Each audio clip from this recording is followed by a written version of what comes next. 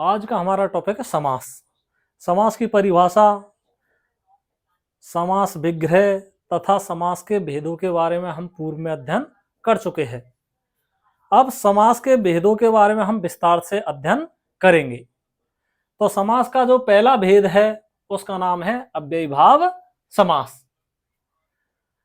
अव्ययीभाव की परिभाषा को हम देखते हैं कि वह समास जिसका पहला पद अव्यय हो तथा दूसरा पद संज्ञा हो, वहां अव्ययीभाव समास होता है। जैसा कि पूर्व में बताया जा चुका है कि इस समास का जो प्रथम पद होता है वो प्रधान होता है। कहने का मतलब यह है इस समास का पहला पद अव्यय भी होता है तथा पहला ही पद प्रधान होता है तथा दूसरा पद संज्ञा होता है, वहां अव्ययीभाव समास होता है। अब तुम्हारे मन में यह प्रश्न उठ रहा होगा कि भाई अव्यय क्या होता है। तो अव्यय की परिभाषा हम देखते हैं कि जिन शब्दों का रूप लिंग, वचन, कारक, काल आदि के अनुसार नहीं बदलता है उन्हें अव्यय कहते हैं। ये ऐसे शब्द होते हैं अव्यय शब्द जिनका रूप लिंग, वचन, कारक, काल के अनुसार नहीं बदलता है। ये इनसे सर्वथा अप्रभावित रहते हैं, उन्हें अव्यय कहते हैं। नोट, इस समास में शब्दों की पुनरावृत्ति भी होती है। अव्ययीभाव समास में शब्दों की पुनरावृत्ति भी होती है।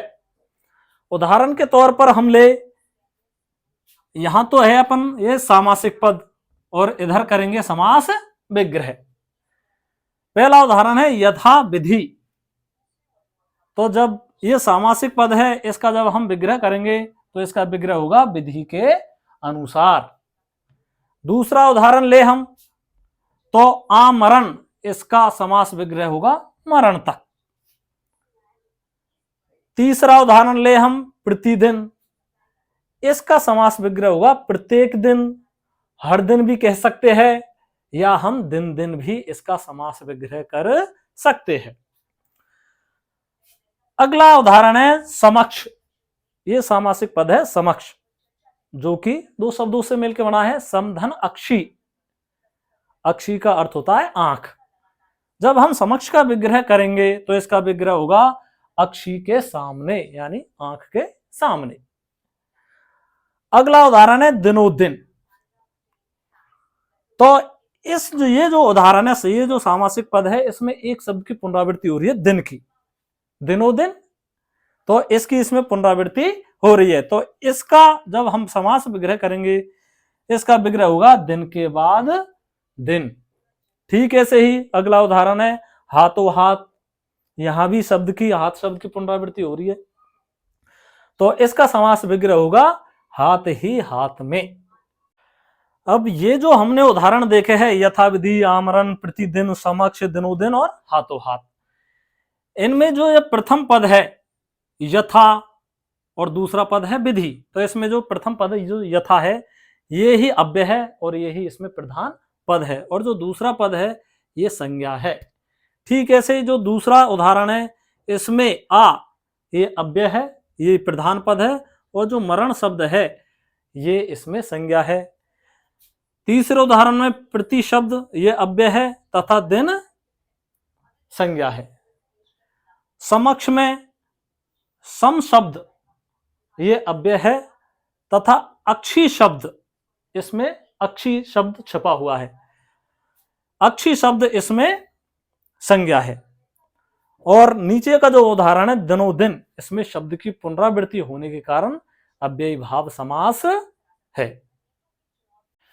अगला समास है तत्पुरुष समास। वह समास जिसका पहला पद गौण हो या सामान्य हो तथा दूसरा पद प्रधान हो उसे तत्पुरुष समास कहते हैं। तत्पुरुष समास में कर्ता कारक तथा संबोधन कारक का प्रयोग नहीं किया जाता। कारक 8 होते हैं जिसमें पहला कारक होता है कर्ता तथा अंतिम कारक होता है 8वां कारक, वो होता है संबोधन। इन दोनों का प्रयोग तत्पुरुष समास में नहीं किया जाता। अन्य सभी जो 6 कारक होते हैं उनका प्रयोग तत्पुरुष समास में किया जाता है।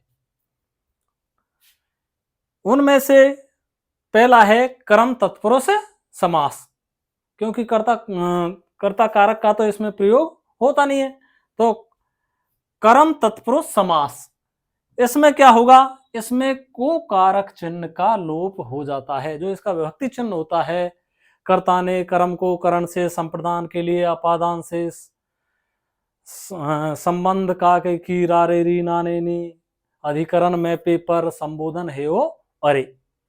तो ये जो 8 कारक है, इनके जो विभक्ति चिन्ह है उनमें से जो कर्म कारक है उसका विभक्ति चिन्ह है को, तो इस को कारक चिन्ह का इसमें लोप हो जाएगा। उदाहरण के लिए हम देखते हैं कि यह सामासिक पद है ग्रामगत, ग्रामगत, तो इसका जब हम विग्रह करेंगे तो इसका विग्रह होगा ग्राम को गत, गत का अर्थ होता है गया हुआ। तो जब हम इसका सामासिक पद बनाया तो इस को विभक्ति चिन्ह का लोप हो जाता है। अगला जो उदाहरण है वो है स्वर्ग प्राप्त। ये सामासिक पद है, जब हम इसका विग्रह करेंगे तो स्वर्ग को प्राप्त ये होगा, तो इस सामासिक पद में को विभक्ति चिन्ह का लोप हो गया। अगला उदाहरण है वन गमन, इसका समास विग्रह होगा वन को गमन, इसमें भी को विभक्ति चिन्ह का लोप सामासिक पद बनाते समय हो जाता है। इसका तत्पुरुष समास का अगला भेद है कर्म तत्पुरुष समास। अब कर्म तत्पुरुष समास में का जो विभक्ति चिन्ह है वो होता है से या के द्वारा। तो इस कर्म तत्पुरुष समास में जब हम सामासिक पद बनाएंगे तो से तथा के द्वारा विभक्ति चिन्हों का लोप हो जाएगा। उदाहरण के तौर पे रोग पीड़ित, ये सामासिक पद है, जब हम इसका विग्रह करेंगे तो इसका विग्रह होगा रोग से पीड़ित। तो जो सामासिक पद जब ये बना रोग से पीड़ित, तो इसमें से विभक्ति चिन्ह का लोप हो गया। ठीक ऐसे ही गुरु प्रदत्त, ये सामासिक पद है, इसका जब हम विग्रह करेंगे तो इसका विग्रह होगा गुरु के द्वारा प्रदत्त। तो इस सामासिक पद में के द्वारा विभक्ति चिन्ह का लोप हो गया। ठीक ऐसे ही अगला उदाहरण है रस भरी, इसका विग्रह हुआ रस से भरी, इसमें से विभक्ति चिन्ह का लोप हो जाएगा। तत्पुरुष समास का अगला भेद है संप्रदान तत्पुरुष समास। इस समास में के लिए विभक्ति चिन्ह का लोप हो जाता है।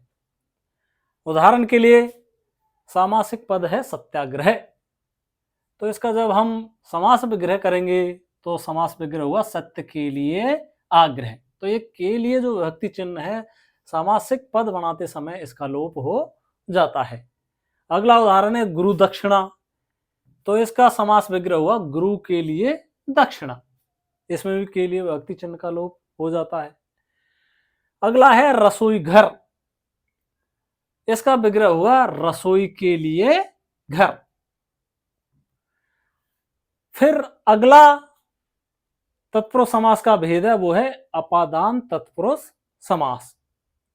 इस समास में से कारक चिन्ह का लोप हो जाता है, लेकिन जो से होता है वो अलग होने के अर्थ में होता है, क्योंकि एक से कर्म तत्पुरुष समास में भी आया था। तो यहां इस से का अर्थ अलग होने के अर्थ में होगा अपादान तत्पुरुष समास के अंतर्गत। उदाहरण के लिए जैसे प्रकाश रहित, यानी प्रकाश से रहित, बिना प्रकाश के। दूसरा है पथ भ्रष्ट, पथ से भ्रष्ट। और तीसरा उदाहरण है ऋण मुक्त, ऋण से मुक्त। इन तीनों उदाहरणों में जब सामासिक पद बनाते हैं तो से विभक्ति चिन्ह का लोप हो जाता है। तत्पुरुष समास का अगला उदाहरण है संबंध तत्पुरुष समास। इस समास में का के की चिन्हों का लोप हो जाता है।